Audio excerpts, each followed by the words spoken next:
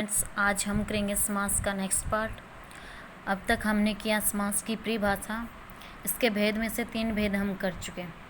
अब आगे हम देखेंगे। देखो बेटा, 6 भेद में से अव्ययभाव समास, तत्पुरुष समास और क्रमधारय समास हम कर चुके। आज हम करेंगे द्विगु समास व द्वंद्व समास। द्विगु समास व द्वंद्व समास। चलो देखते हैं बेटा। द्विगु समास।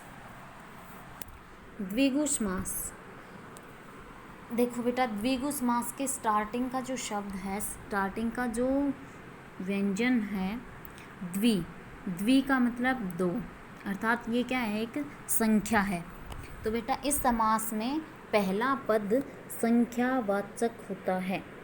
पहला पद जो होगा वो संख्यावाचक होगा, अर्थात संख्या होगी, लेकिन वो संस्कृत में दी गई होगी। आपको किस में दी गई होगी? संस्कृत में। और इसमें कोई भी पद प्रधान नहीं होता बेटा, इसमें बस पहला पद संख्यावाची होता है। और जब हम इसका विग्रह करेंगे, समस्त पद का जब हम विग्रह करेंगे, तो उसमें समूह या समाहार शब्दों का प्रयोग होगा। समूह या समाहार शब्दों का प्रयोग होगा।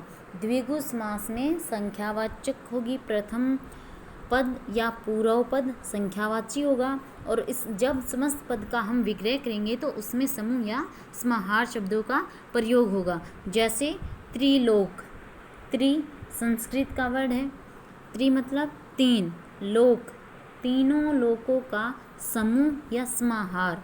त्रिलोक का मतलब तीनों लोकों का समूह या समाहार। कौन सा समास हुआ? द्विगु समास।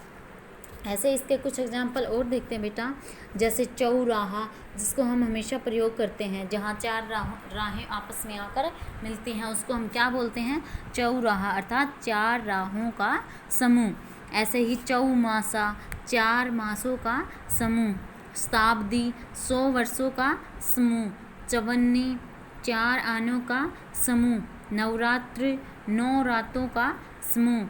सप्त सिंधु, 7 सिंधुओं का समूह। त्रिवेणी, 3 वेणियों का समूह। वेणी होता है बेटा नदियाँ।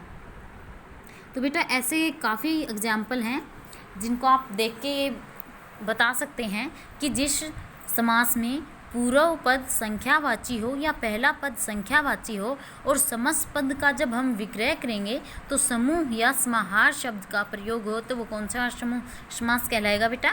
द्विगु समास। आगे देखो बेटा, द्वंद्व समास। आगे कौन सा है? द्वंद्व समास। इसमें बेटा 2 पद होंगे और दोनों ही प्रधान होंगे।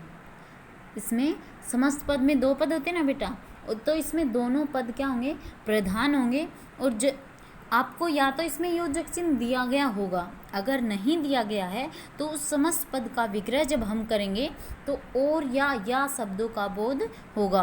अर्थात जब हम द्वंद्व समास में दोनों पद प्रधान होते हैं, जिसमें और, या, अथवा या फिर योजक शब्द, योजक चिन्ह का लोप होता है।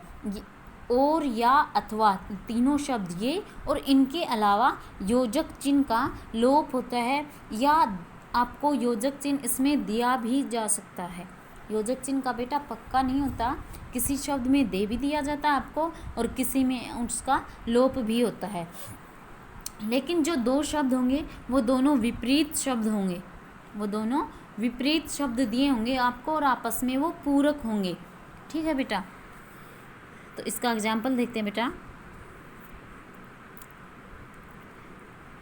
देखो, पाप पुण्य, पाप पुण्य, पाप और पुण्य। जब हम इस समस्त पद का विग्रह करेंगे तो और, या, अथवा इन शब्दों का हम प्रयोग करेंगे बेटा। समस्त पद में इनका लोप होगा, इन तीनों शब्दों का, लेकिन जब हम इसको समस्त पद का विग्रह करते हैं तो वो हमें ये शब्द निकलकर सामने आएंगे। जैसे पाप पुण्य, पाप और पुण्य दोनों विपरीत शब्द है ना बेटा। ऐसे ही बेटा सुख दुख, इसके बीच में भी योजक चिन्ह दे रखा है आपको, और जब इसका विग्रह करेंगे तो सुख और दुख। पाप पुण्य, पाप और पुण्य। नर नारी, नर और नारी। सीताराम, सीता और राम। राधा कृष्ण, राधा और कृष्ण। बेटा ऐसे शब्द हैं जो आपको दिए मिलेंगे, विपरीतार्थक शब्द होंगे ये और पूरक शब्द भी होंगे बेटा ये। तो बेटा ये है आपका द्वंद्व समास। सबसे पहले हमने किया द्विगु समास। द्विगु समास में आपको संख्या दी गई होगी, इसमें पहला पद संख्यावाचक होगा और वो संस्कृत का होगा, और जब हम इसका विग्रह करेंगे तो समूह या समाहार शब्दों का प्रयोग किया जाएगा। ऐसे ही फिर बेटा द्वंद्व समास यानी दो पद इसमें दिए गए होंगे जो कि दोनों प्रधान होंगे और इनके बीच में या तो आपको योजक चिन्ह दिया मिलेगा, अगर नहीं दे रखा है तो या और अथवा शब्दों का इसमें लोप होगा। अर्थात जब इन दोनों पदों का या समस्त पद का हम विग्रह करेंगे, समास विग्रह करेंगे, तो और या अथवा शब्द हमारे सामने निकल कर आएंगे। थैंक यू बेटा।